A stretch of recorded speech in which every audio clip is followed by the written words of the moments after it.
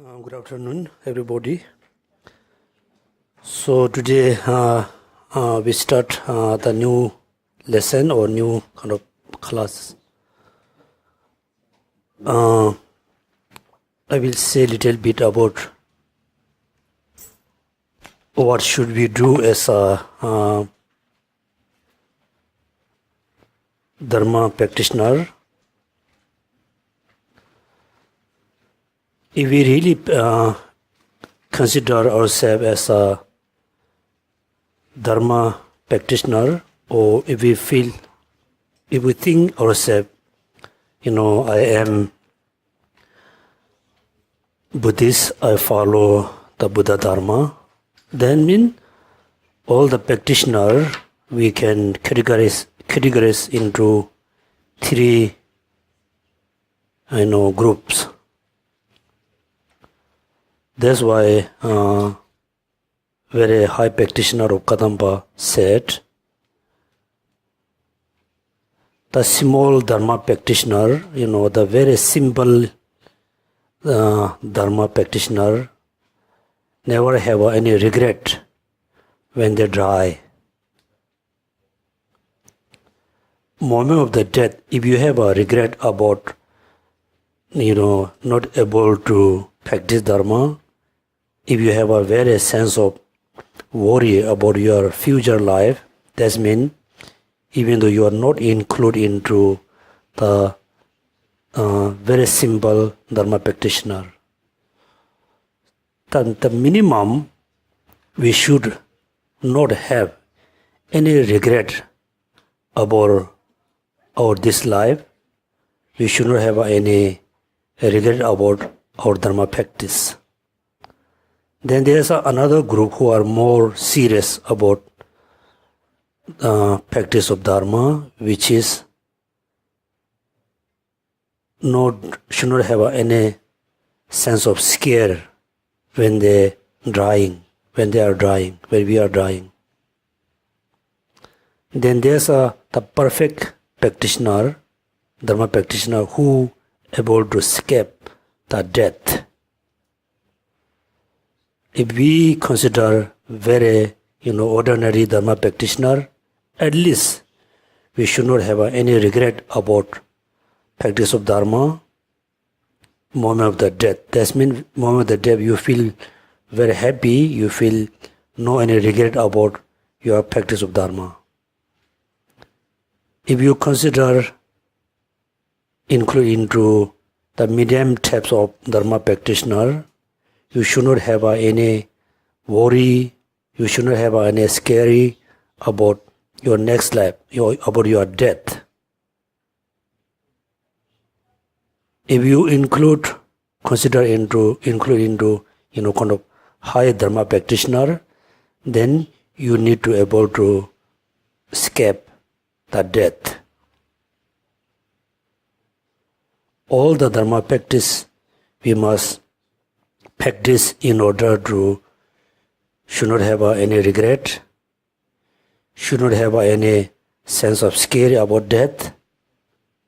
Finally, we should able to escape the death. Therefore, based on Buddha teaching, particularly the Rice Ceiling Sutra says, ignorance cease, formation cease, karma cease. Karma cease, the consciousness cease. That means in order to escape from the death, in order to escape from samsara, we really have to uproot, we really have to eliminate the root of the samsara, root of the sufferings, root of the problems. So please everybody, somehow we have been doing Dharma practice for many years. We have been doing study of Dharma and Lamrim. Every day we must practice the Dharma in order to develop, strong conviction about achieving, taking, good rebirth in next life. try to have a strong conviction about I won't be afraid, worried about my death. If I die today, I can die happily because I have done good dharma practice.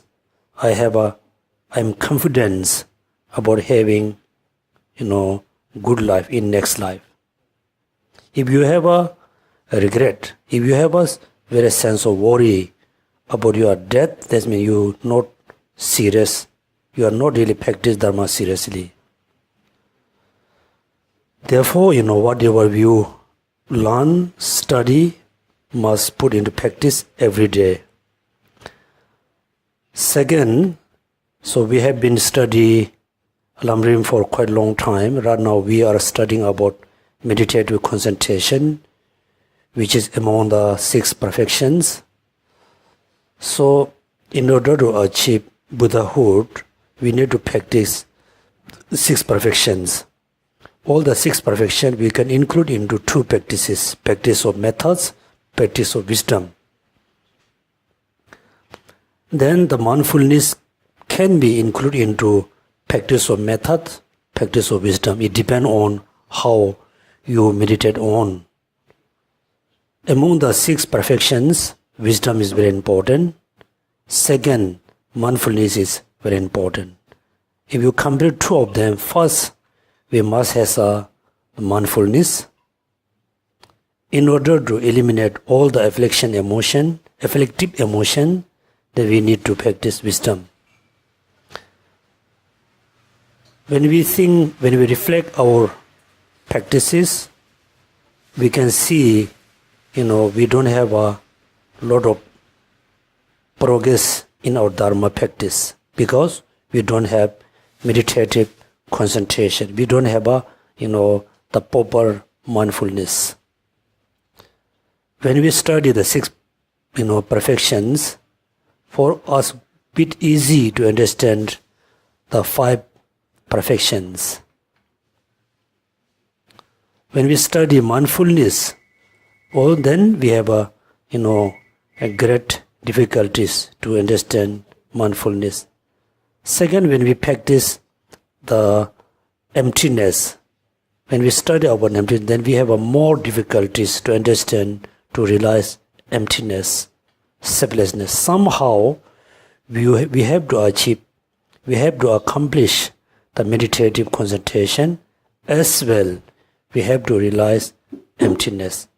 If we have both of them, then, overcoming from the sufferings, overcoming from the samsara, achieving arhatship, achieving Buddhahood is not that difficult. Everything, all the practices totally, blocked by not having meditative concentration, not having the wisdom which realizes emptiness. So, TBC actually, when ESCO members request me to stay another 2 years, I wasn't sure first. Then I thought, now it is time to explain the wisdom chapter. Then I said to them, it's okay, I will stay another 2 years because I want to finish the wisdom chapter. Wisdom chapter is so important because many people don't understand, don't consider to know, to realize emptiness. Somebody try to understand the meaning of emptiness, but they have a lot of misunderstanding, wrong perception about emptiness. The one important reason I will stay another 2 years to explain, one, the meditative concentration, second is the wisdom chapter. So I said many times, when you study bodhicitta, great compassion, so easy to understand, but so difficult to practice. When you study emptiness, selflessness, so difficult to understand, so difficult to have a good right understanding. If you put really good effort, then realize emptiness is much easier than the generating bodhicitta and great compassion. So everybody should think, I wish to achieve liberation. I wish to achieve Buddhahood. Therefore, I will generate bodhicitta based on great compassion. I will accomplish meditative concentration in order to further generate the bodhicitta, in order to eliminate all the afflictive emotion, ignorance. Somehow I will realize, I will, comprehend the emptiness. Once, we are very lucky, very, very lucky to have, the perfect, teacher like for the, His Holiness, the Dalai Lama, as well as, we have lot of wonderful teachers around us. Also next month, Geshe Lobsang Yonten is coming here. He will explain the wisdom chapter of based on, the bodhicitta, bodhisattva, engage in the bodhisattva way of life. Therefore, we always, consider ourselves, I am very lucky.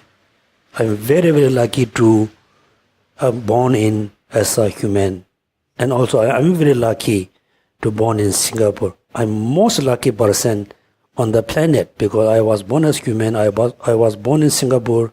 I have, all the condition, study, practice Dharma.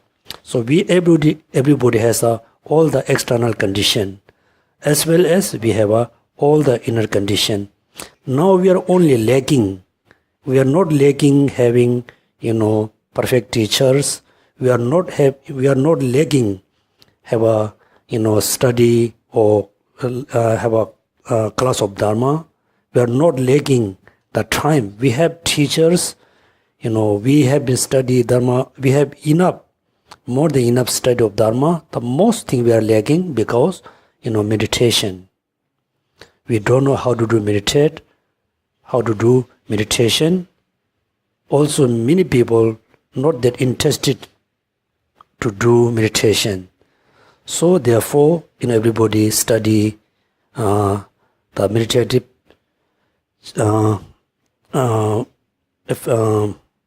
chapter as well as the wisdom chapter. Then, so before we start the new chapter, I will just do the revision based on the Lamrim. You just listen. Then when you look, then you have a lot of, distraction. So I simply do revision. So you must remember, in order to do, meditation, you need a external condition, inner condition. External condition, the place where you do meditation. So we have, I think, perfect external condition. The inner condition, we should have a less desire. We should have a less lot of negative thoughts. Then, most important inner condition, we should have a strong desire. We should have a strong aspiration to do meditation. In order to have this, you should contemplate the benefit of meditative concentration and, the faults, the disadvantage of not doing meditation. If you do meditation, then for you very easy to reduce all the afflicted emotions. Second, very easy to eliminate the afflicted emotions. Then you just meditate on the benefit of the meditation, disadvantage of not doing meditation. Then when you do meditation, then, I told you many times, the meditation and, concentration, so mindfulness not same meaning. So before you do meditation, any types of meditation, so you need to check what kind of, negative thoughts, negative emotion, unhappiness mind you have. You check yourself what kind of, strong negative emotion you have. So accordingly, you are strong, most of the strong negative emotion that you need to choose, the object of meditation. So when you do meditation, there are two reasons. Based on two reasoning, you are doing meditation. One, you wish to achieve, you wish to accomplish, the karma bonding or serenity. If you're mainly doing meditation as a beginner only for achieving karma bonding, shamatha, or serenity, then you just choose one object.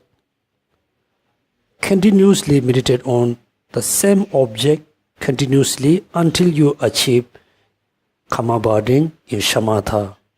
If you change the object in between very often, then you cannot achieve shamatha, you cannot achieve karma bonding. Therefore, you very carefully choose your object of meditation. Then at the same time, you wish to achieve, the karma bonding or shamatha. At the same time, you have a lot of, destructive mind, like attachment, strong anger, strong hatred, other negative. Then you cannot, concentrate on the chosen object. Second, you need to reduce, one of the negative thoughts which is most strong in your mind. So before you start to reduce, the particular thoughts, particular negative thoughts, then you can, start the meditation based on the breathing meditation. So you continuously count 21 times. If you, continuously meditate on your breathing in and out for 21 times, then it makes you calm, makes your mind is very calm. Then second, for you very easy to meditate on the chosen object of meditation.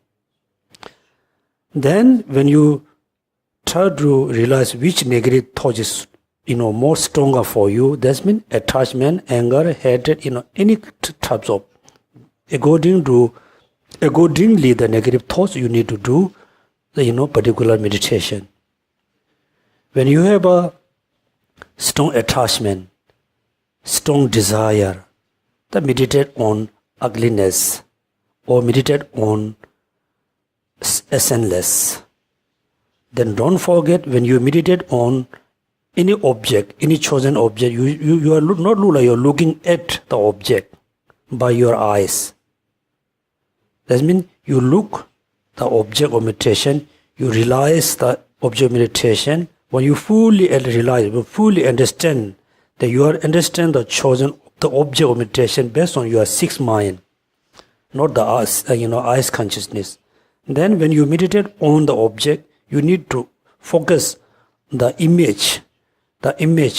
mental image, not the external object. For example, when you do meditate on compassion, you need to generate compassion. Focus on,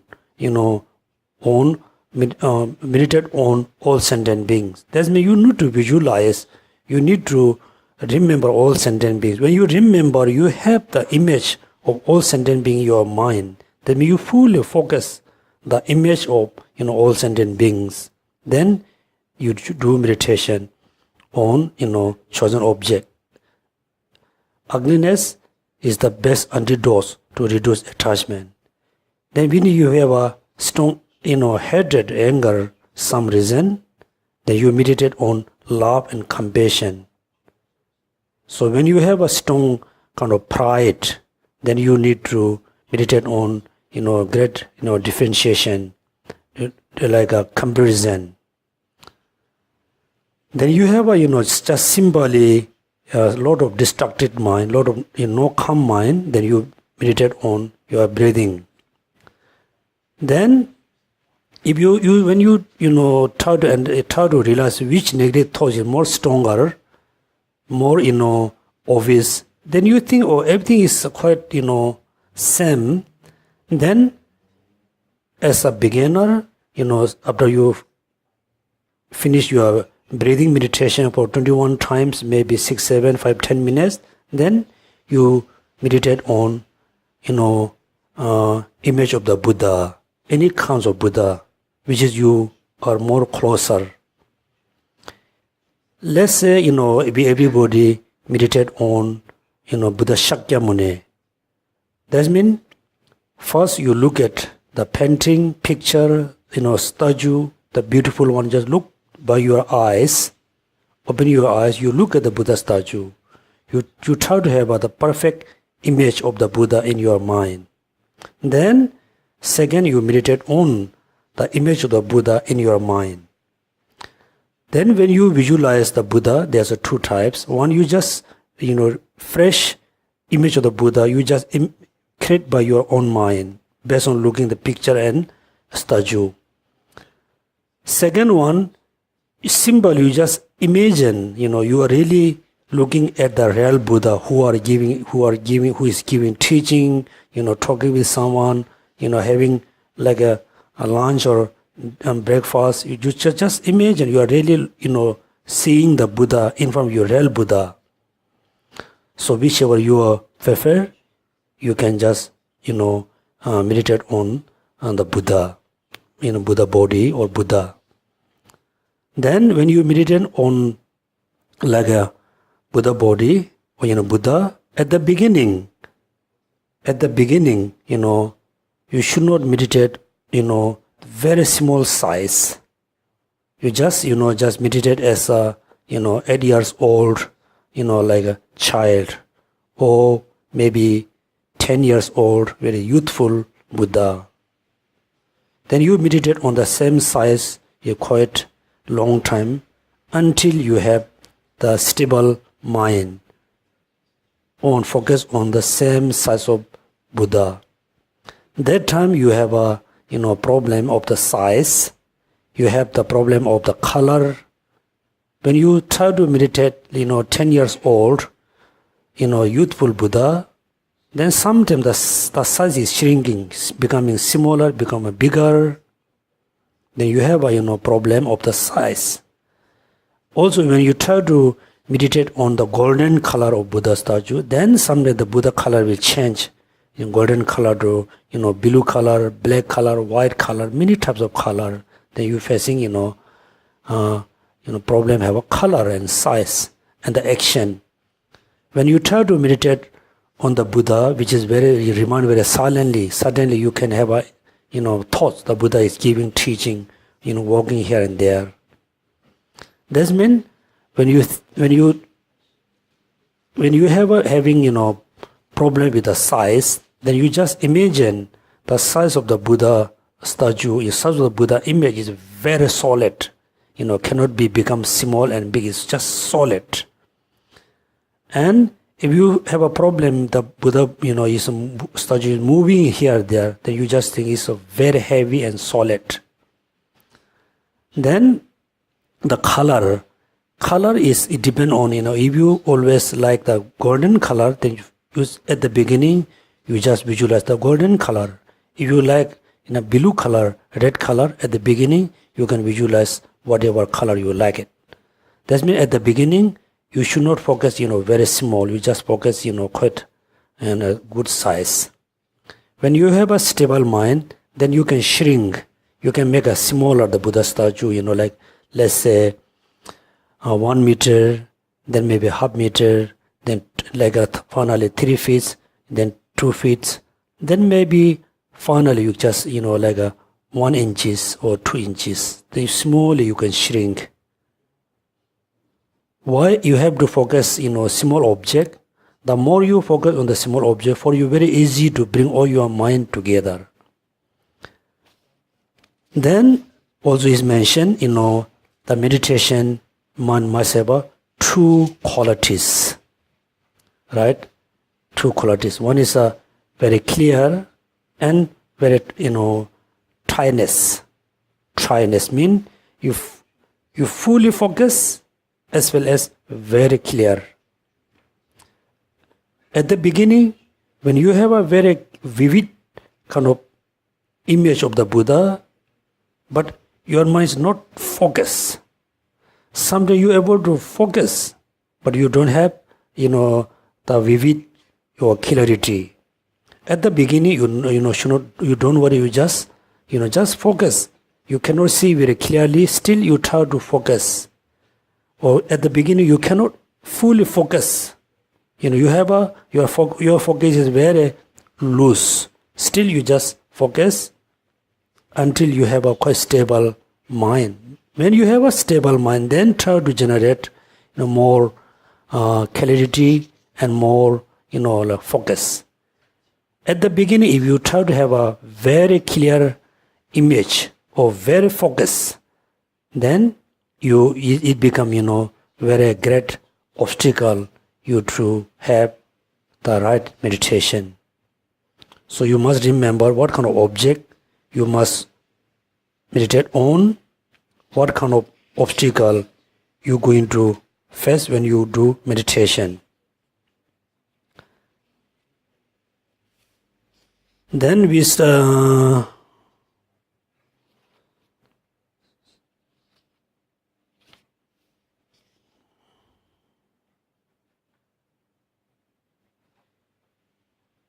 Then when you do meditation, I said one is very important to have a clarity, very clear and vivid object, as well as very focus.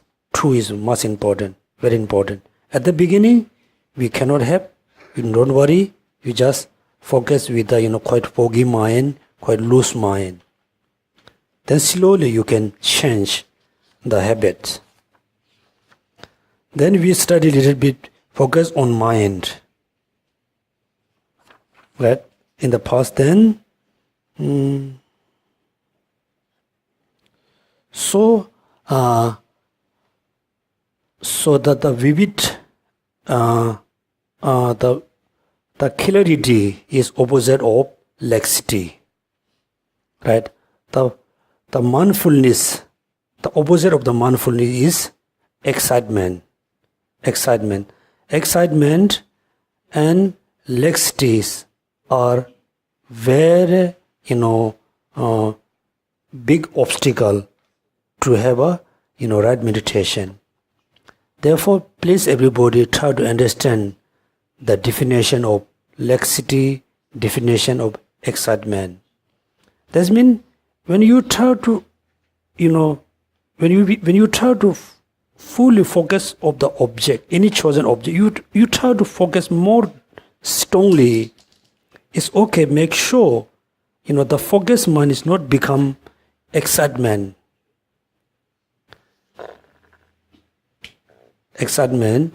Then when you realize my mind is becoming or already become quite excitement, then you need to release or become. You try to have a little looser concentration, loose. Then if you too loose, too relaxed, then there's a danger to have a laxity. That means you must know how to follow, the middle path. Should not too focus, should not too relax. You have to go in the middle. So this we learn today. And also, the chosen objects, right? When we meditate on the object mean the thing where you're going to focus, object, right? It has a 3 characters: object, subject, function. Do you remember? Object, subject, function.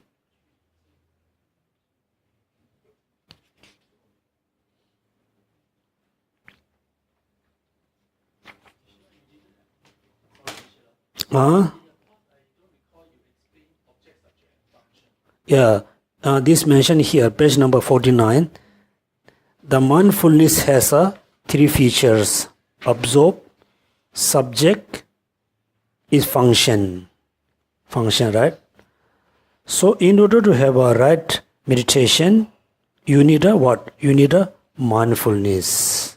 Okay, now you must remember, I told you the 3 minds, together at the same time. Now everybody just, try to meditate on Buddha statue, like Buddha Shakyamuni. That make sure that time you should not too close your eyes, should not too open, you suddenly open, you able to see things around you. Right? Now just look at the Buddha behind me. Everybody just look at, Buddha behind me. Look at very, mindfully look and just slightly close your eyes. Try to have a same, feature of the Buddha in your mind. Right? Mind. So you able to have a same kind of image in your mind when your mind is very familiar with the the Buddha statue. That means absorb object is familiar object. Familiar.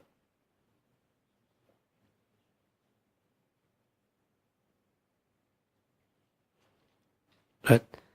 That means absorb mean the object. So when you have the image of the when you meditate on the Buddha in your mind, now your general mind, your mind is fully focused to the Buddha. Then second you need mindfulness. Mindfulness is looking at the first mind which is absorb the Buddha, which is meditate on the Buddha. Yeah, the mindfulness is look like looking at the mind, make sure the mind is fully focused on the Buddha or not. Right? Mindfulness. What is the function of mindfulness? Mindfulness is looking at the mind, make sure the mind is absorbed, meditate on the Buddha. Mindfulness. First is concentration. Your mind is concentrated on the Buddha. Mindfulness, make sure the mindfulness is looking at the mind is fully concentrated Buddha or not. Mindfulness. The second is vigilance. Vigilance, right? The vigilance has a particular, duty. When the mindfulness forget the object, then the vigilance must notice. Okay? The first one, concentration. The mind concentrate on the chosen object. Right?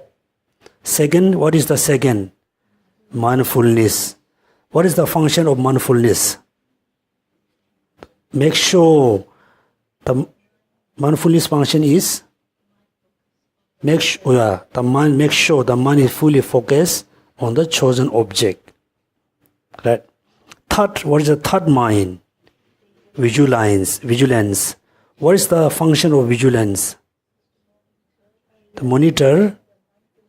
Yeah. Make sure the mindfulness.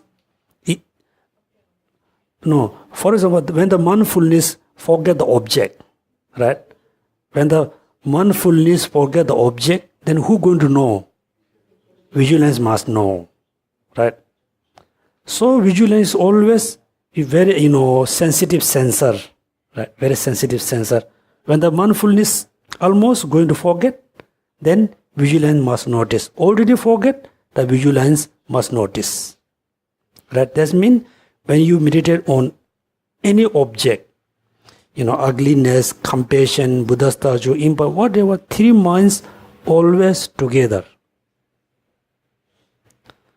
That means, we Tibetans said, the general minds, the six minds, general mind fully focus on the object.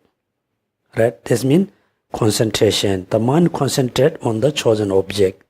Mindfulness always check the mind fully concentrate on the object or not. Right? Mindfulness. The vigilance, when the mindfulness, going to forget the, going to forget the object, already forget. It must known by the vigilance. Right?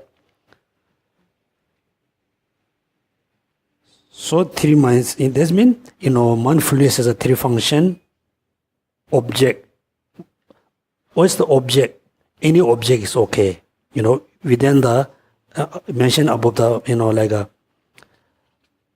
we already study about the object. You must select among the any object. And the object must be very familiar with your mind. Okay, very familiar mean. So before you meditate on the object, you always very often, look at the Buddha statue. Very often you try to remember, the ugliness, compassion. Your mind try to familiar. Then you're able to focus on it.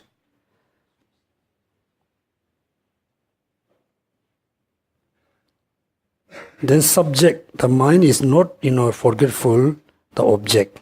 The function, keep your attention from wandering from the object of meditation. This is the mindfulness. So last time we stopped here, right? Page number 49. Okay, now we start a new kind of lesson or new things. Fixing your attention on an object of meditation is this way, and controlling it is said to be like taming an elephant.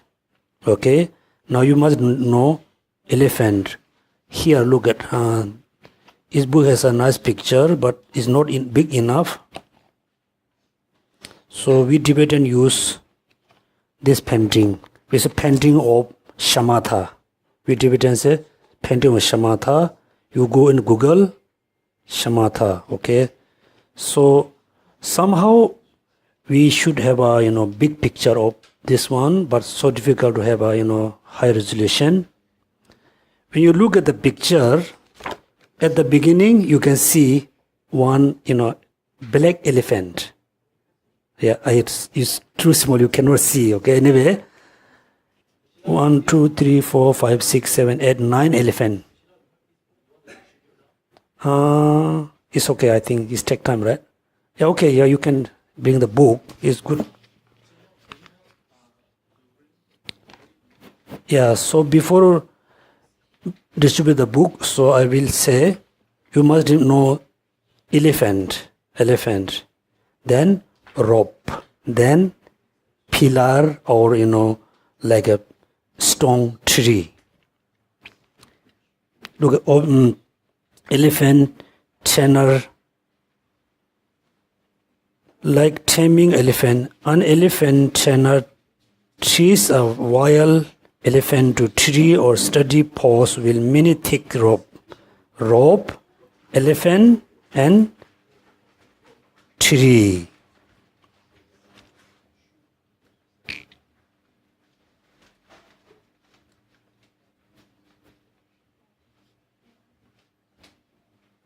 Right?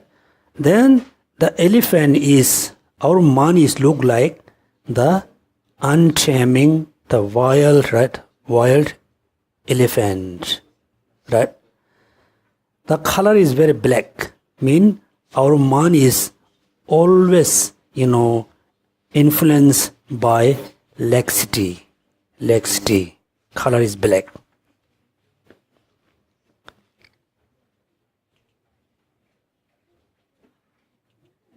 Then rope, the rope is symbolized of the mindfulness. Then pillar is symbolized of the object. Okay, page number 3 to 4. 3 to 4, right?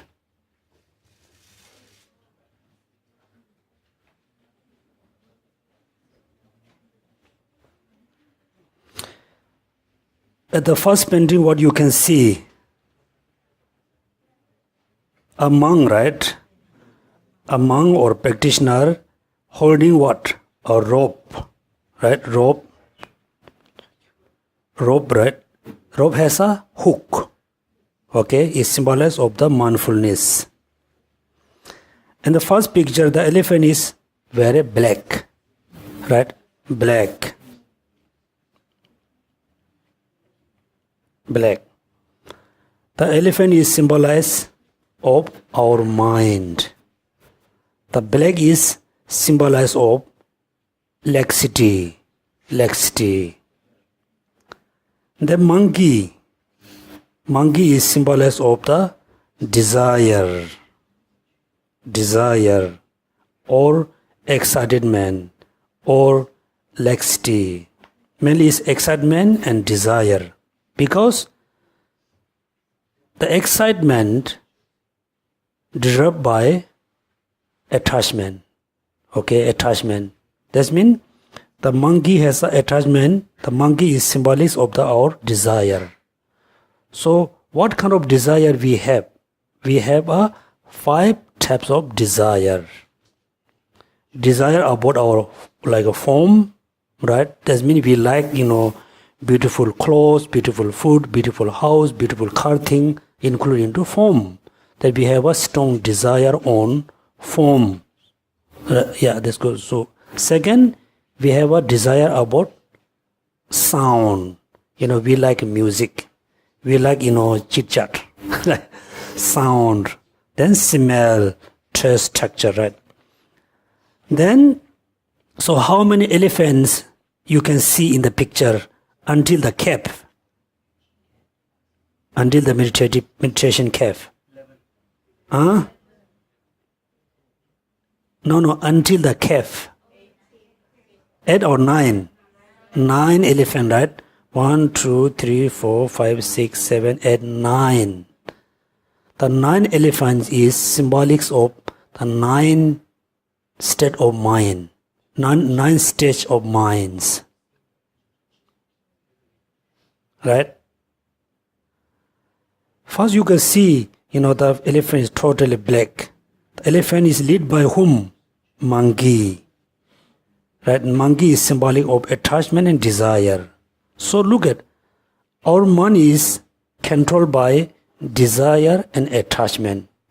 Right? Then second picture, what kind of elephant you can see? In the second picture, second painting, head is bit white. White. Right? Is and monkey head change. Right? But still the monk cannot hook the rope on the elephant, right? Cannot. Right? Third, you go to the next picture. Now you can see, the monk able to catch the elephant by a rope. Right? Rope. But still, elephant is not walking, forward. It's looking back. Looking behind, right? That means, still when you're able to control your mind, still sometimes your mind have still attached with the, the form, sound. That means elephant don't, not going walk, instead looking back, turning back, right? Right, first, second. And the third picture, you can see the elephant whole face is become white, still turning back. What you can see top of the elephant? Rabbit, the rabbit is here. Rabbit. Now when your mind is quiet, once your mind become quiet, stability, quiet focus, then there's another danger you can have, which is subtle laxity. Gross and subtle laxity, right? It's a very new, right? Before 2 elephant doesn't have the rabbit. Now there's a little rabbit calm. It means symbolic of subtle laxity. Right, then 1, 2, 3. The fourth painting. Now you can see, half of the elephant become white, as well as the rabbit had become white. That means the practitioner able to recognize the subtle laxity. Right, laxity. 1, 2, 3, 4. Then the fifth, right?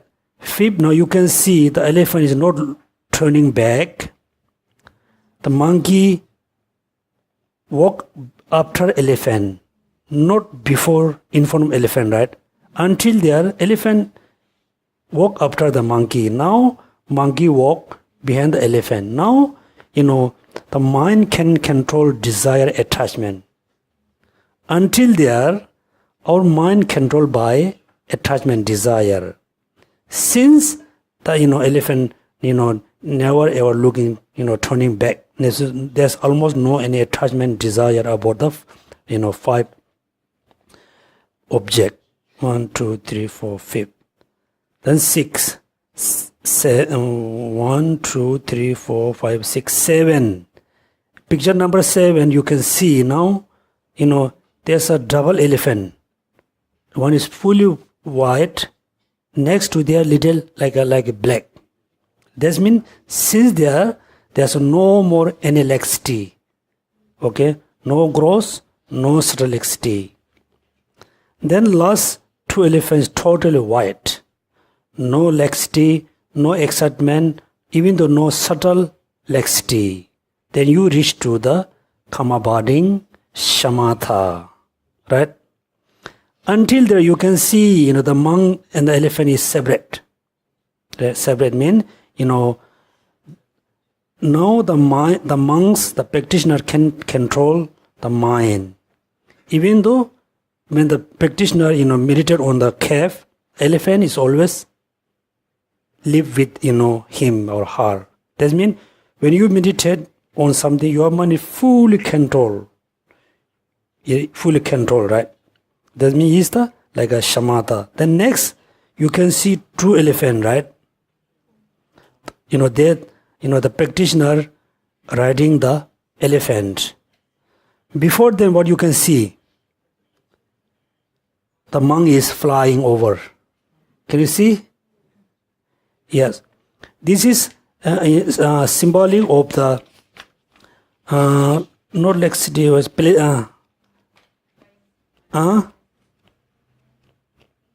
Plancy, right? Plancy. 2 types of plancy. Physical plancy, mental plancy. Right? That means the flying over is so joyous, so happy. Physically plancy, mental plancy. Then next, you can see the monks, reading the elephant. That means that time, the shamatha and karma-abiding function same time. Okay, when you do analytical meditation, you have a meditative concentration. When you do meditative concentration, at the same time you are doing, analytical meditation. That's why, so this painting is very important as is a very Tibetan tradition. It is explain mind, explain laxity, excitement based on the desire. The elephant is the symbolic of mind. The black is symbolic of laxity. Monkey is symbolic of excitement. Excitement happen based on desire. Desire we have based on 5 objects. Right? Then monkey, turning back is symbolic of still. When you reach to the 3rd stage, still you have an attachment. In the 4th, still you have an attachment. Since 5th, there is no more any attachment about 4 objects.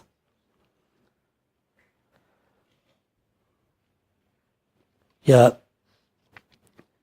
So this is a very important practice, painting. Now you just turn page number 326. 26. Stage 1. What is the stage 1? Mental seating. Okay. Now we need to know the 9 stages. Stage number 1. Mental seating. Stage number 2. Continually seating. Right? Stage number 3. Page like seating. Stage number 4. Close seating. 5. Controlled control seating. 6, pacification. 7, complete pacification. 8, single pointed seating. 9, equal seating. So these are the 9, stages. So therefore you can see, that when you study the 9 stages, so we will study more closely, more precisely in Lamrim Chenmo. So that means at the beginning you just focus the object for short time. Then of course the mind is not staying there. It will go somewhere. Then again bring back. Just focus on. Bring back. Focus on. At the beginning you should not think I can have the perfect mindfulness for a long time. You should not think. If you think this way, and first you try to have a good mindfulness, so you fail to have good mindfulness. Then second, again, then you thought, oh, I cannot do any meditation.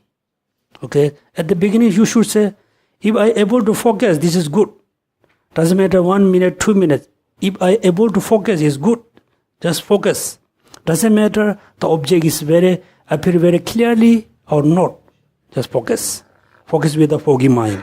If you focus on the object with the foggy mind for a long time, then there's a danger. At the beginning, focus with the foggy mind quite certain time. Then slowly you try to have the clarity, clear object, clear object with the mindfulness with the clear object. Okay, that means you are able to see the object very clearly, as well as you are able to fully focus on it. If you are able to fully focus, not so clear, one problem, which is you are going to have control by laxity. When you are able to fully focus, right? You don't have the kind of strong mind. This means you don't have mindfulness, right? That means mindful clarity, with the clarity as well as mindful. If you too much mindful, too much try to have a mindfulness, excitement. If you try to have a very stable mind, then laxity. Make sure you really have to play in the the middle ways, or midways. So today we study more about that. Okay, so that's means you can see the elephant, then you can see like the tree, or then the rope.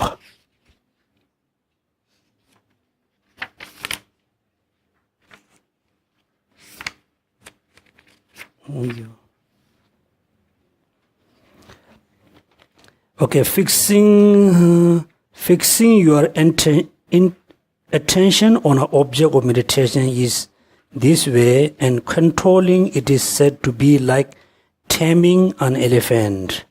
An elephant tamer ties a wild elephant to tree or steady pose with many thick rope.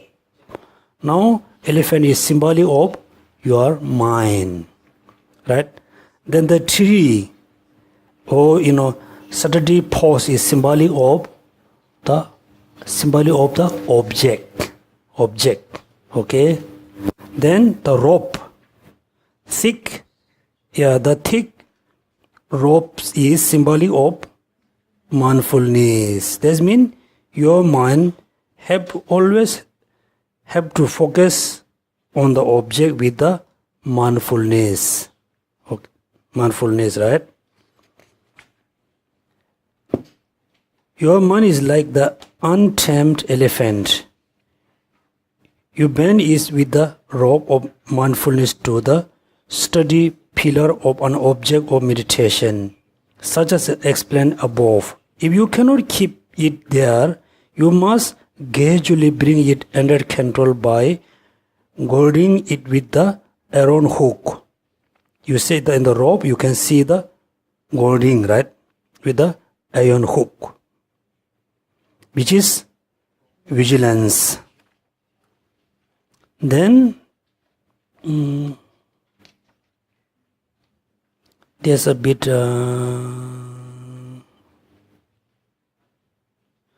next we study eliminating the flawed methods, fault methods. There are misconceptions to dispel, such as the following: the wrong position is so important. We must know what is the wrong position. If you set your consciousness at the higher level as you have explained above, and then try stabilize it without discursiveness, there will be indeed not be even the slight false of laxity. Right?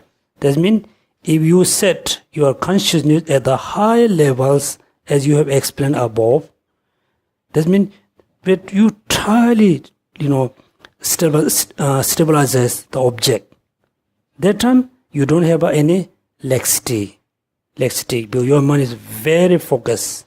Your mind is very function. You don't have any problem with the laxity.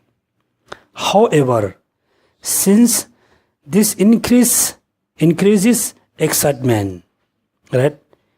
If you try to have a high level of concentration, then you will have a problem with the excitement. You will see that you cannot prolong stability, right? And you elevated consciousness brought down. That means if you have a very strong, mindfulness, too strong concentration, your mind going to be excitement, influenced by excitement. Then you thought, oh, it's no good. I must, release the concentration, bring down. Then, as you will see, the relaxing as a well-trained mind quickly lead to the stable. This technique is a great personal instruction. So this is someone said, okay? If you fully, concentrate, high level concentration is no good. You must have a bit relax, right? When you relax, then you're able to see your mind is quite calm and able to, stable there, right? This is the great instruction, right?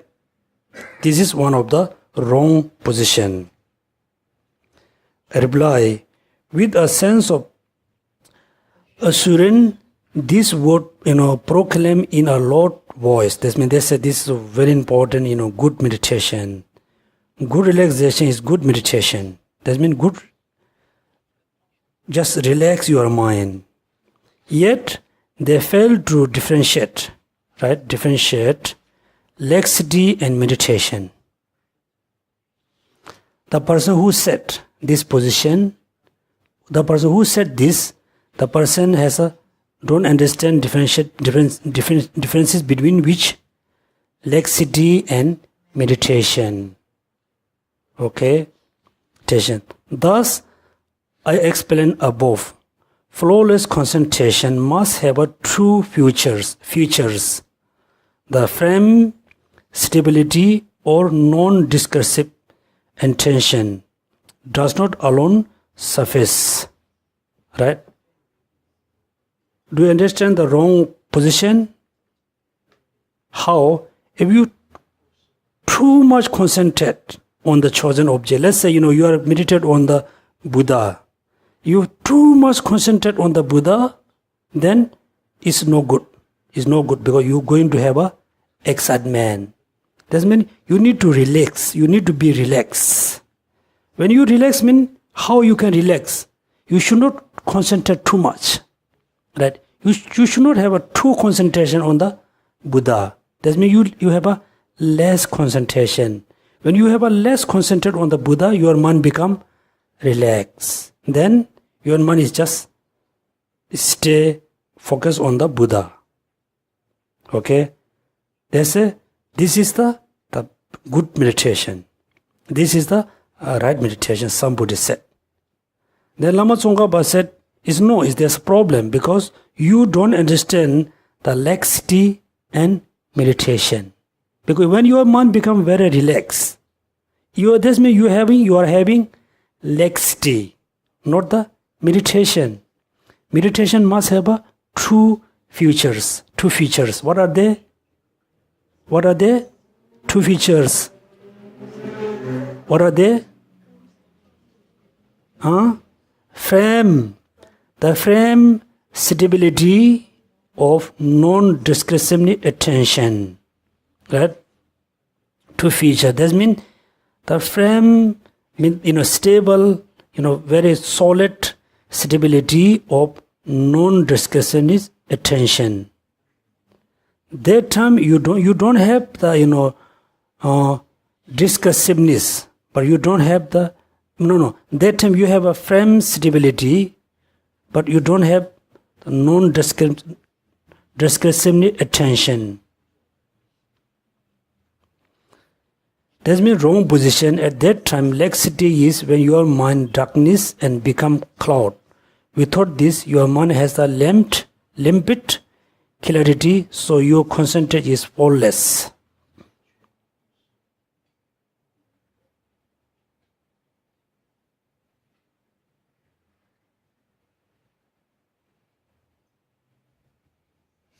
So this so difficult to have the right meditation. Then wrong position. At that time, laxity is when your mind's darkness and become cloud. Without this, your mind has a limpid clarity, so your concentration is flawless. Also, somebody say, these are right because your mind is that time you don't have a darkness become cloud. If you have your mind become quite darkness, your mind is quite clouded, then the meditation is not right. Without this, your mind has a limpid clarity, so your concentration is flawless. Right? This means the person said, that time there's no laxity because that time there's no darkness. Your mind is not fully darkness. Your mind able to see the object. Right? This is there's a clarity is there. Then again, reply. As this statement does not differentiate lethargy and laxity, I will elaborate on them later. Quite okay? Look like not so quite okay.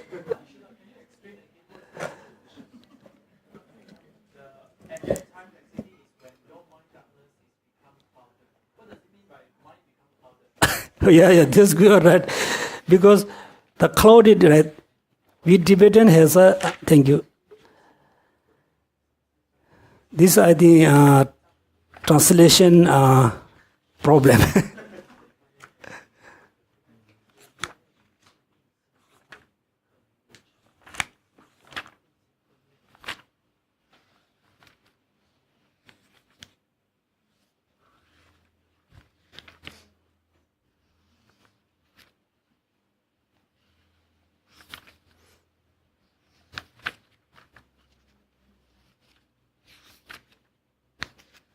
Okay.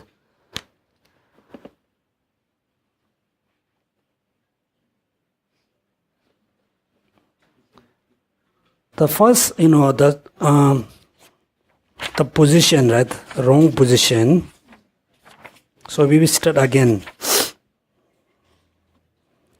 The flawed methods. First, we try to understand the misconception to dispel, such as the flowing, right? That means there's some misunderstanding about meditation. If you set your consciousness at a high level, as you have explained above, and then tightly stabilize it without discursiveness, there will be indeed not be even the slightest faults of laxity. Right? Do you understand this meaning? That means your mind, right? Your mind is set where? You set your concentration on where? The object of meditation. Any object, meditation with a high level, fully concentrated. Right? That time, there wasn't any laxity. Right? Look at. Without discursiveness, there will be indeed not be even the slightest faults of laxity. Right? When you fully high level, highly concentrate on the object, your mind is fully set on the high level of concentration with the object, that you don't have laxity, because your mind is fully focused. Then, however, since this increase excitement, right? If you too much concentrate on the chosen object, quite high level, you have a concentration, but in increase what? Excitement. That means you should not, focus too much. You focus too much, focus high level, there's a danger to have a excitement, but there's no danger to have a laxity. Right? No laxity because your mind is fully awake. But too much awake, that means there's a danger to have a excitement. Then how you can solve the problem? You focus bit relaxedly. Okay? Look at however, since this increase this mean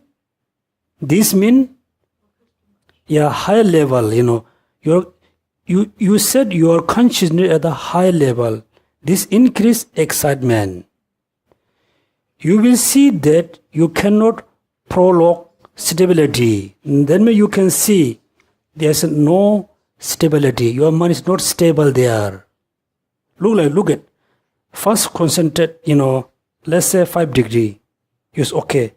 You increase the concentration too much, you reach to 10 degree. That means your mind is going like this. Not stay there. Too much increase is danger to have a laxity. You can see you cannot prolong stability. You should not have a continuous stability, and your elevated consciousness is brought down. Right? That means elevate mean control. Control. Your mind just try to relax, right? Relax. So, for example, look at. For example, if I sing song, I say, hey, okay, right? I say, hey, too much. Then you say, relax. Look at, right? Too much. Then somebody say, no, relax, right? Then I say, okay. That means you can just bring down the concentration bit, bring down. Then, as you will see, the relaxing as well as tight mind quickly lead to the stable. That means when you bring brought down the concentration, you will see the relaxing. Then your mind is quite relaxed, not too much pushing, relaxing. Is the great as well, tighten mind quickly lead to the stability.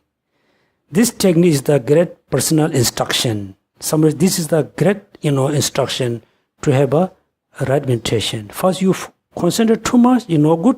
You bit relax. Then you can see you are able to focus as well as you have a relax. Then Lama Tsongkhapa said, it's still wrong. Yet they failed to differentiate. The person who said, he failed to differentiate between which? Laxity and meditation. Yes, you are right. When you, brought down your concentration, you have a relaxed mind. That means you have a laxity, not meditation. Still you have a problem. Right? Thus I explained above. Flawless concentration must have two features. That means your meditation is not flawless. It's a false meditation. Flawless meditation needs two features. What are they? Yeah. That means, flawless concentration must have two features. The frame stability of attention is talking two things, right? One is framely stability as well as non-discretionist attention. One is not enough. You have the relaxing, but you don't have the discretionist. The wrong position at that time, laxity is when your mind, then they say no. They said laxity is when your mind is darkness and become cloud. They say no. It is that time there's no laxity. The person said, look at.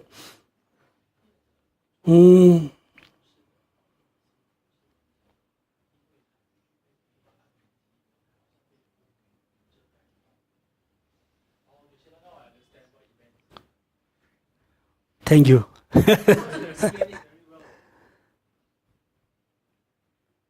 So then he said, no, that time there wasn't laxity, right? When your concentration bring down, that time your mind become relaxed, but no laxity. Why not? Then look at, he said here, at that time, which time?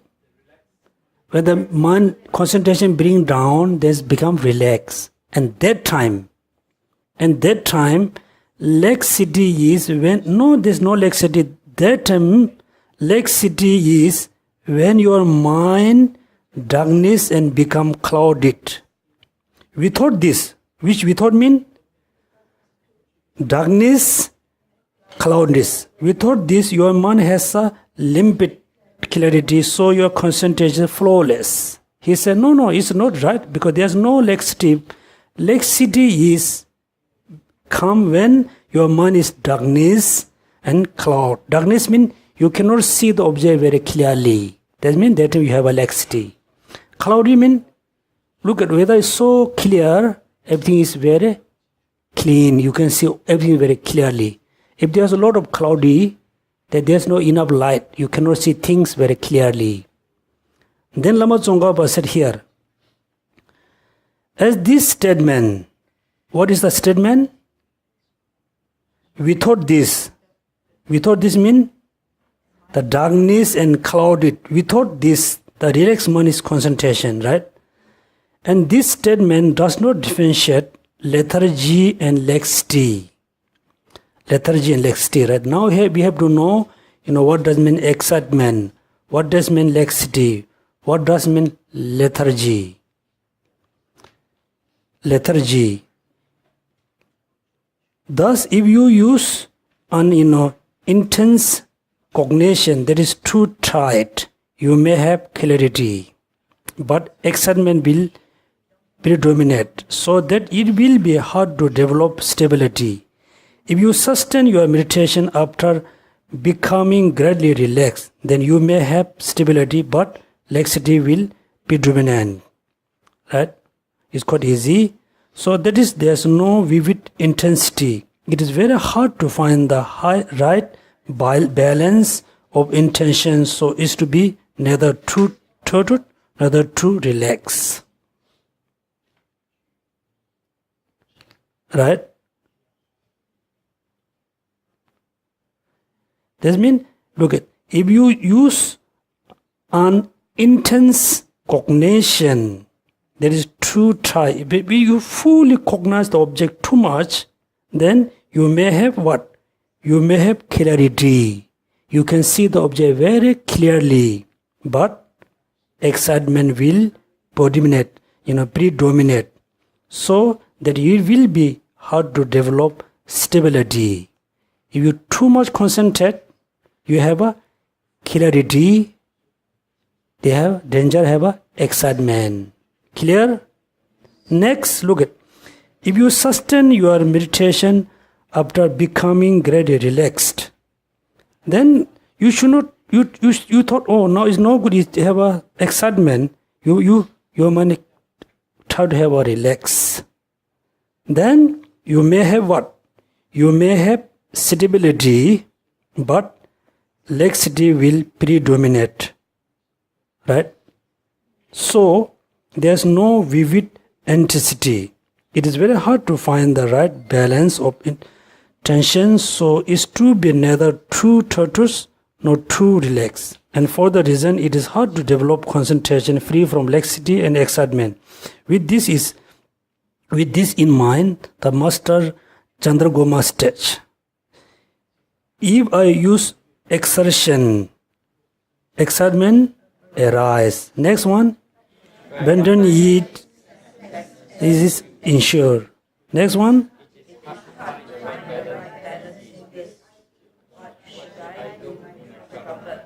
Yeah, that's what look at.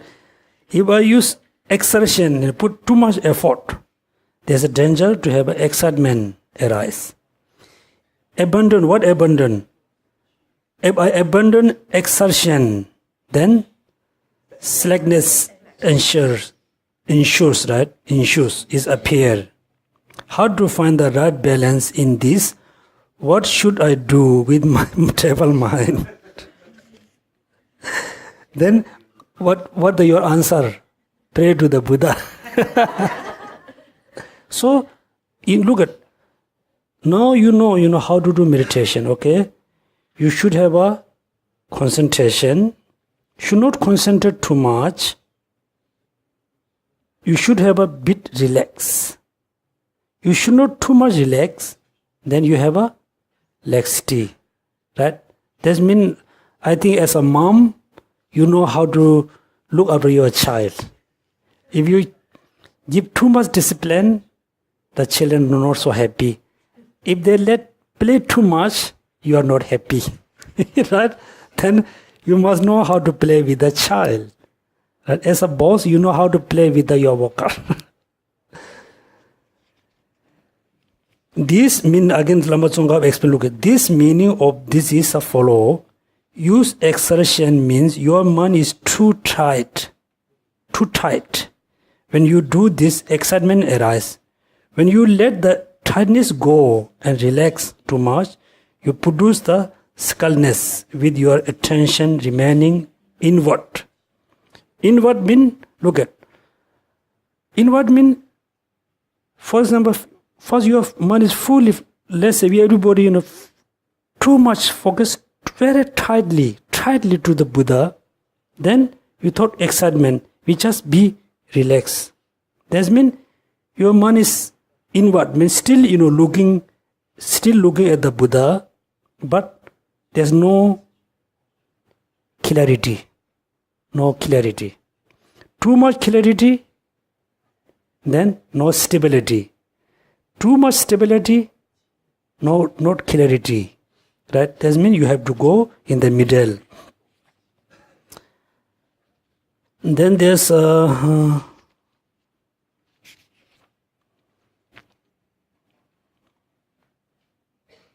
exertion here, another here. Exertion here referred to the tightly focusing on your mind on the virtues with clear enthusiasm. Right?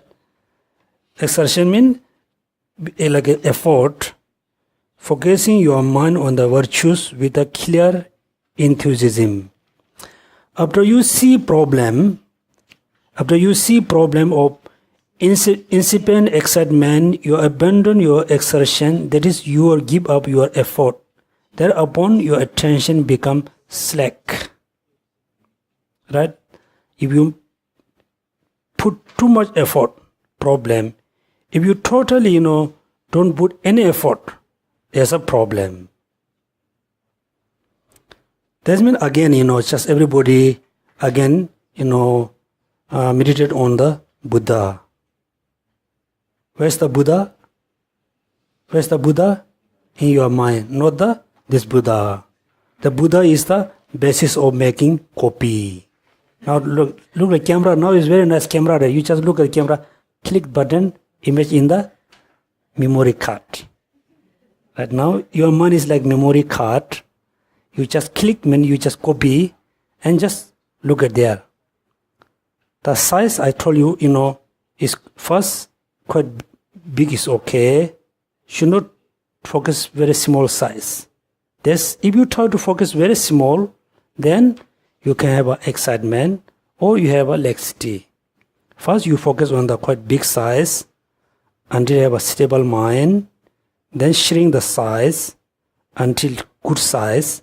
Then try to have a clarity as well as have a the tightness.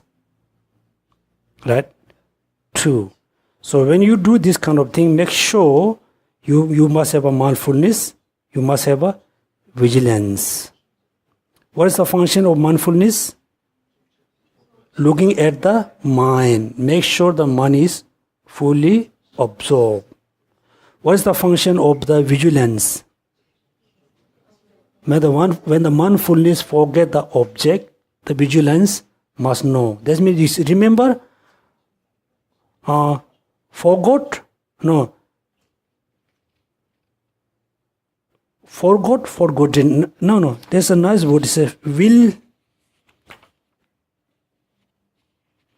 I told you one is,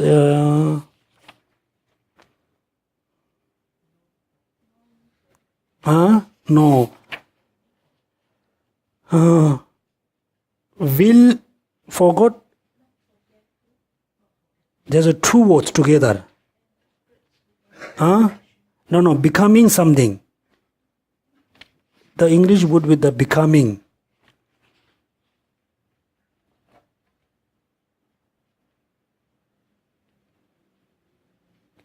Oh, here. Page number 48. And the paragraph first, second, third, on the fourth. 2 things are needed for this. Number 1, a technique in which your attention is not distracted from whatever is had as an original object of meditation. Number 2, accurate awareness of whether you are distracted and whether you are becoming distracted. Right? 2 words. What are they? Distracted, becoming distracted. That means the vigilance must know, already distract. Your mind is already gone. Oh, vigilance must know, it's almost going to gone. Right? That means, look at, for example, I told you as a teacher, you ask the student to do homework. Very focused. Then while he or she is doing homework, stop. That means the mind is almost going somewhere. Right? Stop. The mind is almost going. Then fully stop. Like this, has gone. Right? That means, look at, distracted, becoming distracted. That means vigilance must know, distracted, becoming distracted. Also, laxity, becoming laxity. Okay? Already laxity or becoming laxity. That's why, it's accurate. An accurate awareness of whether you are distracted, whether you are becoming distracted. These are 2 words very important.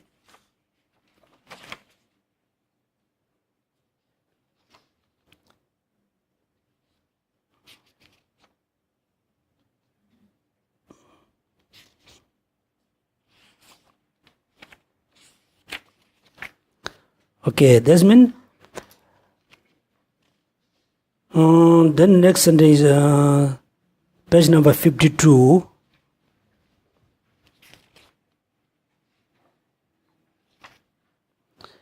The sentence, right?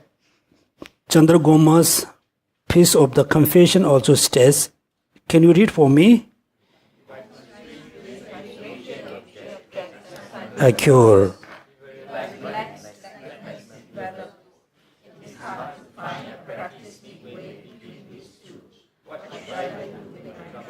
is same, before sentence is same, right? That means, look at, if I stand to engage the object, excitement occurs. If I relax, skulkishness develop. Right? That means it's hard to find the practice midway between these two. Now, when you do meditation, you have to do between two. Okay? Should not have a excitement, should not have a laxity. You should have a excitement when you focus too much. You have a laxity when you relax too much. Okay? So it's so important. That's why I repeat many times. That's why this okay. If Buddha Sadhini comment on this clearer. If you stand from the tight focus on the object and excite yourself, your mind becoming excited and distracted, and you thereby destroy your concentration. Therefore, you are not attaining mental stability through the exertion. Right? That means, so you know how to do the meditation. Then next, I thought, yeah, that's means I think, ta shinkula.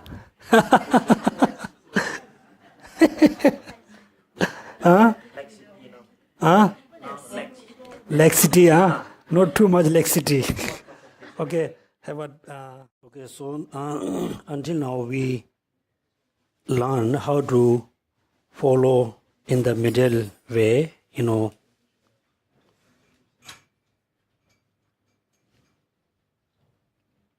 Then now I think another important, also we learn differentiation between laxity and darkness mind, clouded mind, and also diluted mind, right? So laxity in Tibetan we call, jingwa. Excitement we call gopa. Excitement and laxity. Laxity is not just the relaxed mind, okay, relaxed mind. That means when you release the tightness of the focus, make sure still you able to comprehend, still able to see the object of meditation. If you're not able to see the object, but able to see but not so clear, then we call laxity. Not able to see, see but not so clear. So again, as a repetition, for the manner in which the object of meditation appears, you can describe two sets of four possibilities. For the various types of person, it is easy or difficult to have an image appears. Generally, we have difficult to have the image appear in our mind. You can have the image appear, you cannot have an image of appear. Second, the appearances is there, but not so clear or clear. Right? That means generally it's so difficult to have the image in your mind, the picture in your mind. Yes, you have the picture and clear or unclear. Even though you have the clear, but still, stable or unstable. That means when I say, just focus on the Buddha, that means first difficult to have the Buddha in your mind. Yes, you have the, picture in your mind, Buddha, you have the picture of the Buddha in your mind, you have the image of the Buddha in your mind, but not so clear, right? Then do your effort. Yes, the clear, you can see the Buddha is really clear in your mind, but not stable. Yes, you have the stability in mind, but not continuously. You stable for short moment, then again disappear. this can have, this experience can have, everybody has that experience. So therefore, I again, urge you, first, just try to have the concentration on the chosen object. Which object you focus, doesn't matter, ugliness, compassion, Buddha, whatever. First try to have the concentration. If the concentration not so, the mind not able to comprehend object very clearly, still you just concentrate. Then when the mind become quite stable on the chosen object, then you try to have the clear. In order to have a clarity, if you focus too much, then the chosen object has changed. Then you have an excitement. Then, yes, it's no good to have too much concentration. It's no good to have too concentration. Then you need to bit relax, bit loosen the tightness. If you lose too much, then you're going to forget the object. Right? That means at the beginning, you don't worry, just focus. If someday you have excitement, bring back. Someday you have too much laxity, try to have a bit, clear object. You just play between them quite, like maybe few weeks. Then, if you concentrate with the, darkness, concentrate with the laxity, clouded mind, then there's a danger. Then slowly your mind become very forgetful. Slowly your mind become very slow. Okay, very slow. That's why I said, I think one time, there was a meditator who meditated in the mountain, I think quite few years. After a few years, he came to see, His Holiness Dalai Lama. Then he asked a question, I don't know what happened. Since I started to do meditation, my mind become very slow. My mind cannot remember very well, very forgetful what happened. Then he said, this is the problem, because when you do meditation, you have a lot of laxity. Your mind is very relaxed. That means your mind is quite darkness, foggy, forgetful. Then your mind becomes very slow. That's why you cannot remember everything very easily. Right? Then, in between, between laxity and excitement, we need to, overcome the laxity as well. We need to overcome from the excitement. Right? Now, how we can overcome from excitement? How we can overcome from the laxity? So this one we can learn later here.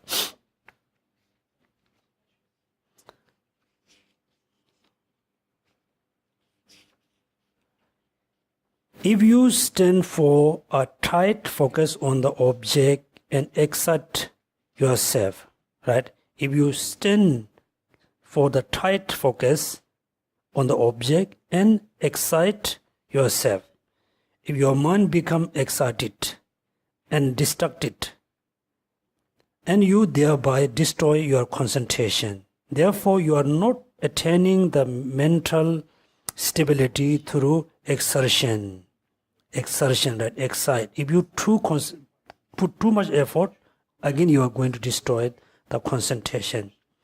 This is the problematic.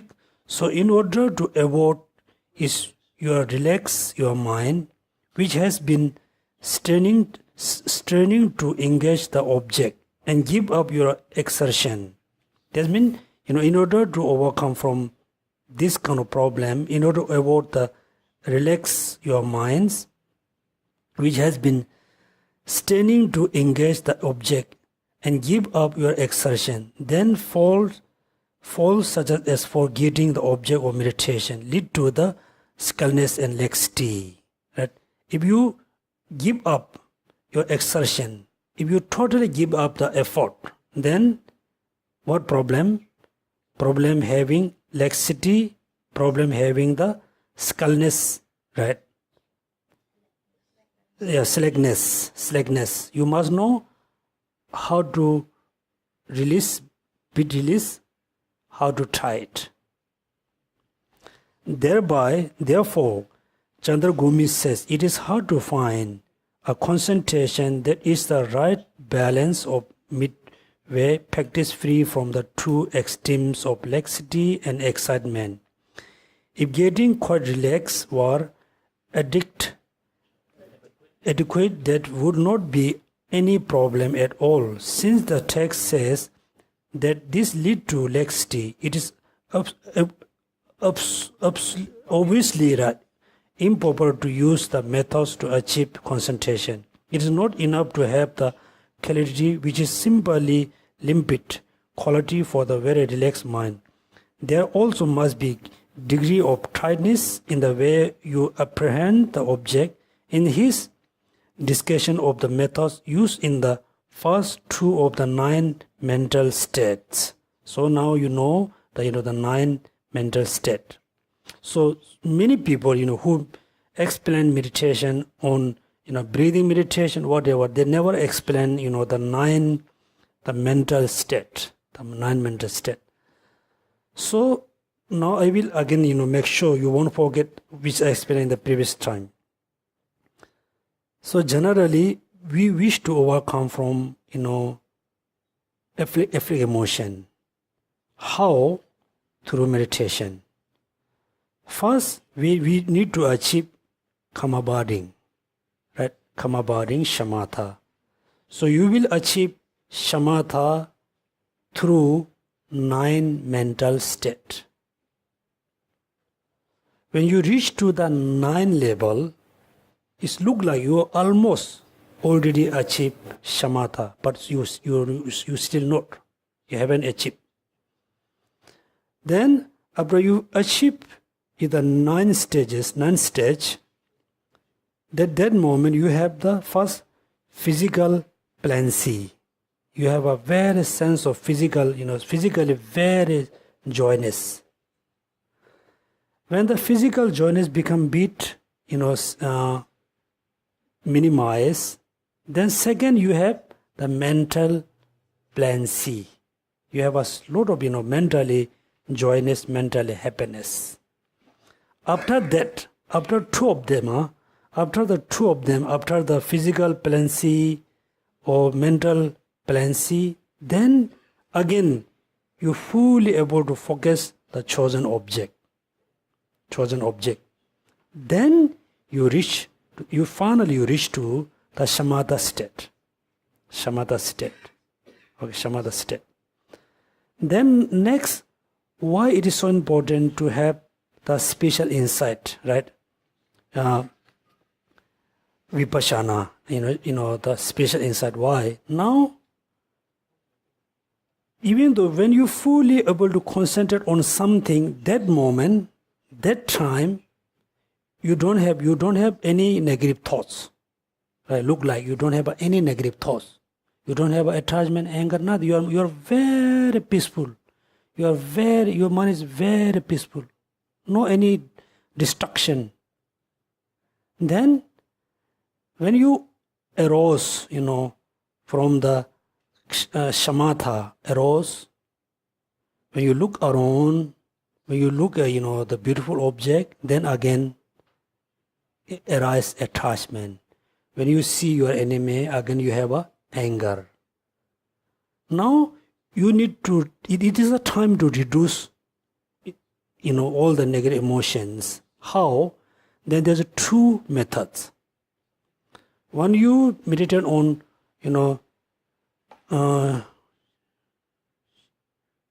peace and growth and peace. Do you remember? We talk about the 9, 3 realms. At the beginning is mentioned a little bit, the 4th or something. Now we are desire being, right? Desire being. So then you need to compare the desire realms and the form realms. If you compare the 2 realms, our desire is very gross. The body, the food, the environment is very gross, very simple compared with the form realms. If you compare two of them, slowly you can see the desire realm is very gross, form realm is very subtle, most perfect. Then if you play this kind of concentration for a long time, then you have to go through seven kind of you need to go through the seven stages. When you go through the first three stages, you almost reduce the gross level of afflict emotions. When you reach to the between two stages, that means you reduce the the medium types of afflict emotions. When you reach to the last stage, which is the seventh stage, then you look like fully eliminate the subtle afflictive emotions, but you're not, because you just reducing all of them. This is the first the basic methods. Second, the perfect methods is you need to meditate on like impermanence, emptiness, selflessness based on the vipassana. Then you're going to reduce all the emotion from the root. That's why His Holiness Dalai Lama said, he openly said few times, for me look like I don't have any kind of desire afflictive emotions. Look like I don't have any desire afflict emotions. That means you must know afflictive emotion on the desire realms, afflict emotion of the form realms, afflict emotion of the formless realms. He only said, look like I don't have any desire afflict emotions. It is not because I meditate on the gross and peace. It's because of meditate on emptiness. So after you achieve the shamatha, then you have to meditate on emptiness through the special insight. Okay. So this is next we study a little bit about the length of the cessation, like a season.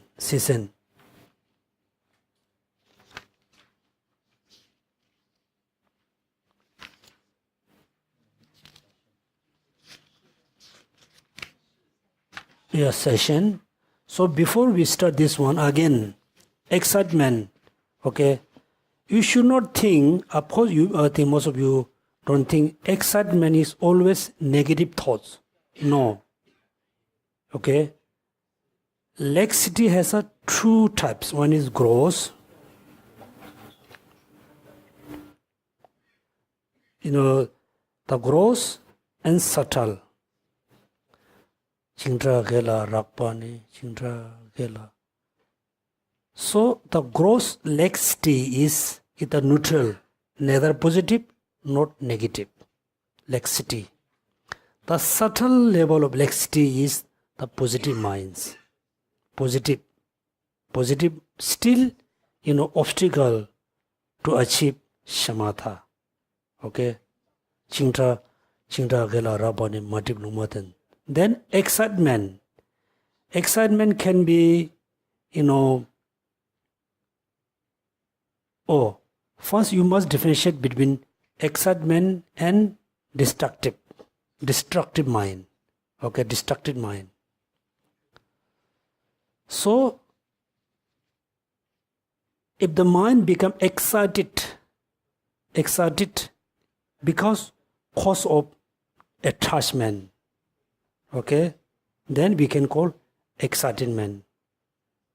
The mind is not stay on the chosen object. The mind has gone somewhere, not because of the attachment, some other reason. It is distracted, not excitement.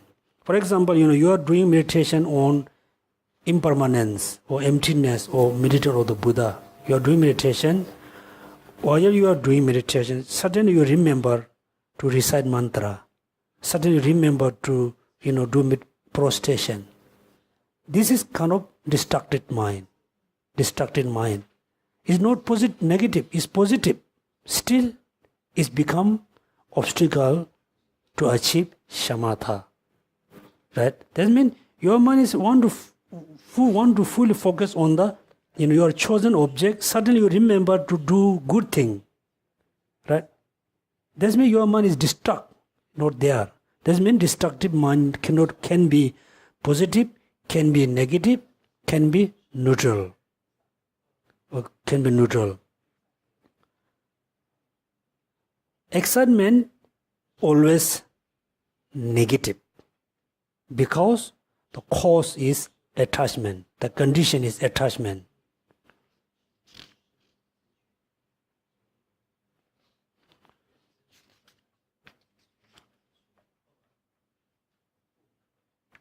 Okay, the length of the seasons. Question that is very important. When you fix your attention on the object of meditation with the mindfulness, now you can say fix object of meditation with mindfulness, right? He's talking a lot of things. You fully fix your mind, your attention on where? Object of meditation with the mindfulness. Is there a definite length of the season such that you say, it will stabilize my mind on the object only until then? Is there any certain time or not? Is a question. Reply. On this matter, all earlier gurus of the Waris Tibetan lineage say that you have to do numerous short seasons, right? Many, previous gurus say you have to do your mini time at the beginner as a beginner. Why? Some say that if you meditate in brief season and stop when it is going well, you will still be eager to meditate at the end of each seasons. That means you do, mini time with a brief time or short time. So you are doing meditation, you are very happy, you stop. Then you happy to do again. Happy to do meditation again and again. That means he say it's better to do the short time. Right? Somebody said like that. Stop when it is going well, you will still be eager to meditate at the end of each season. While if each season is long, you will become weary. That if season is too long, then you feel so tired.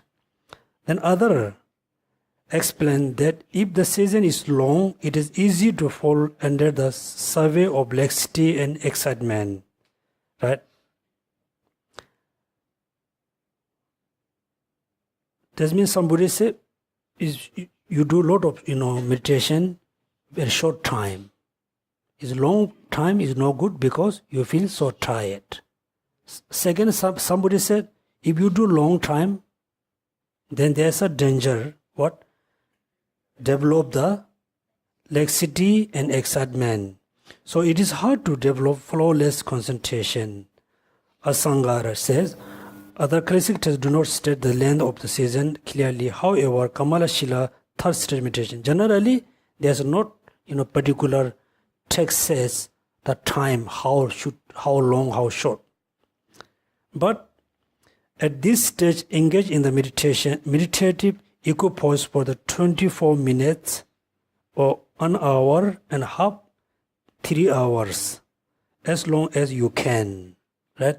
But because Lama Tsongkhapa read all the texts, then he found, the third stage said, meditative equipoise for 24 minutes, an hour, and a half or 3 hours, the time.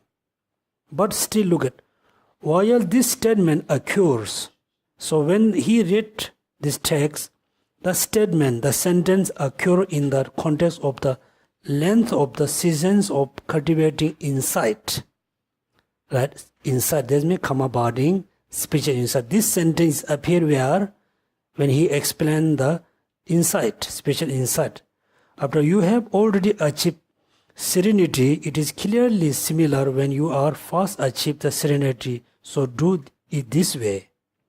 But the sentence is, explained between when he explained the spiritual insight. But you can do similar when you do the shamatha. Now Lama Tsongkhapa says here, if you practice the technique of mindfulness and vigilance explained above, reminding yourself on the object of meditation and monitoring your meditation is moderate interval, it do not matter if the season is little long, right?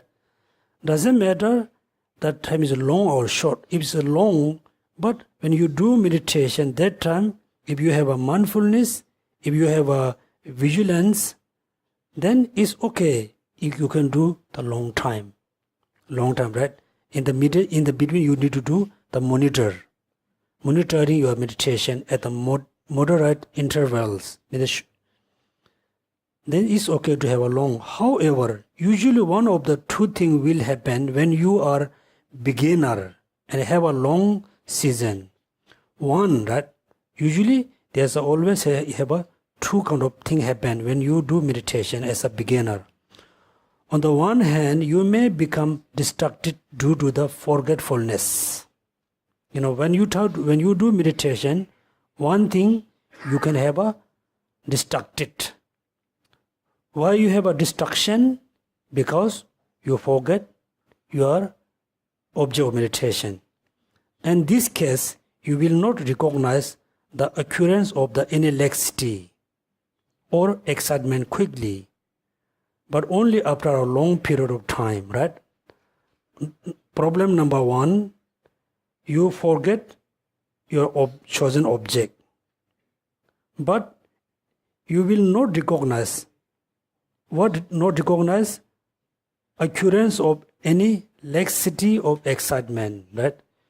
As a beginner, when you do meditation, you are very beginner, so somehow you remember, you forget the object, right? You remember, you forget. You remember forget the object when? After quite a long time, right? So that means, if everybody beginner, we try to do meditation on something, then something, I'm not focused. You realize after quite a long time, right? That means forget when you are beginner and have a long season. On the one hand, you may become distracted due to the forgetfulness. In this case, you will not recognize the occurrence of the any laxity, excitement quickly, but only after a long period of time. One. Second, look at, on the other hand, though you may not lose your mindfulness, it is easy to fall under the sway of laxity and excitement, and you will not quickly recognize them when they occur. Right? Even though you don't forget, you remember the object of meditation, right? You remember the object of meditation, you still mindful.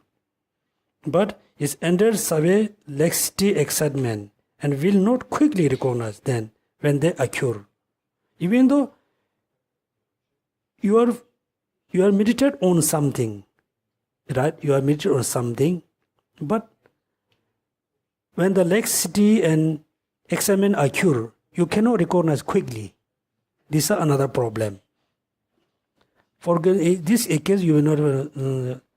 On the other hand, though you may not lose your mindfulness, you have a mindfulness.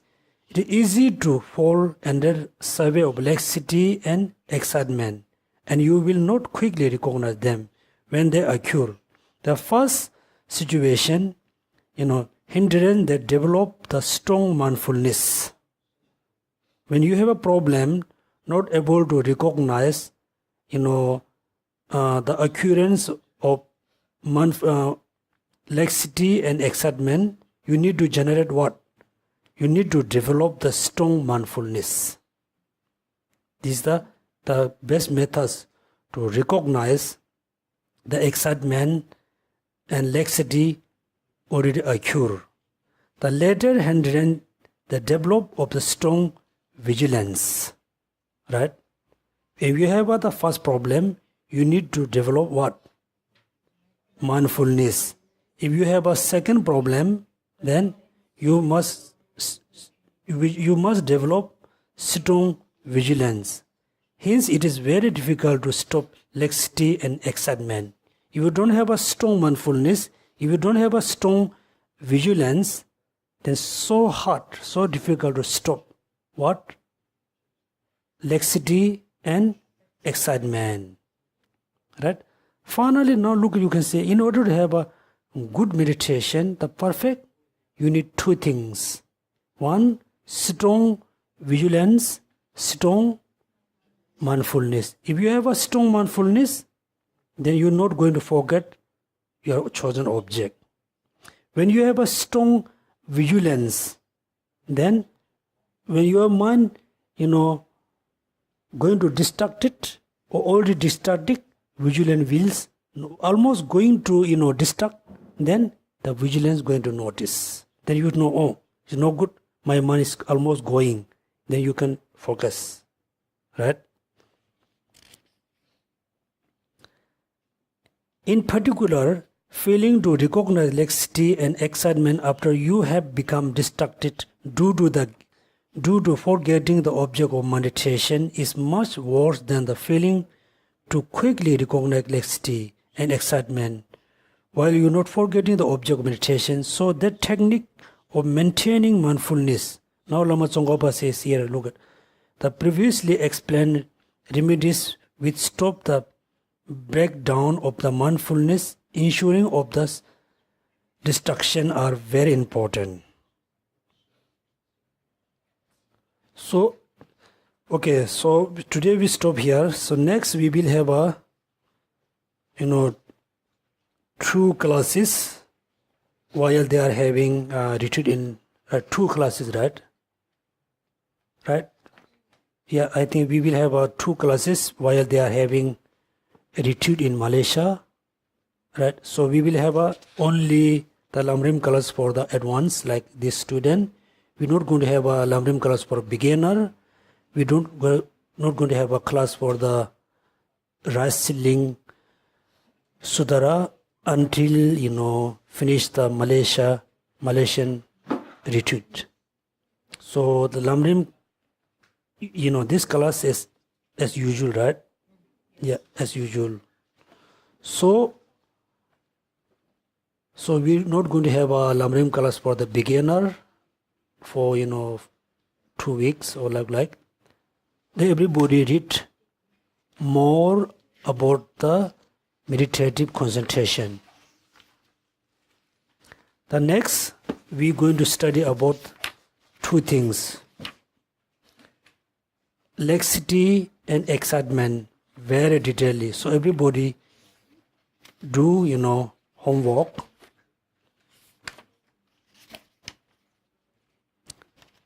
Page number 58 to 62. 58, only 3 pages. Only 3 pages, right? So these 3 pages explain laxity, excitement, the condition of laxity, condition of excitement.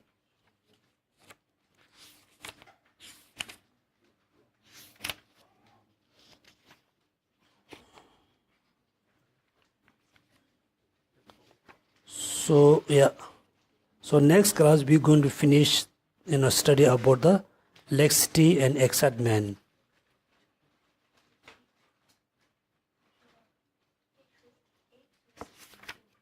'58, 62, yeah. The next one you look at why stop, the way is stop laxity and excitement. If you could, then you can read all the way to page number 71. Right? Yeah. We want to repeat and tell them those that are not going to Malaysia retreat next Saturday, they still come here. Yeah. So the people, the study partner who are not going to go to Malaysia, so Lamrim class is as usual. Okay? Huh? Yeah. Okay, so next we do the dedication prayers.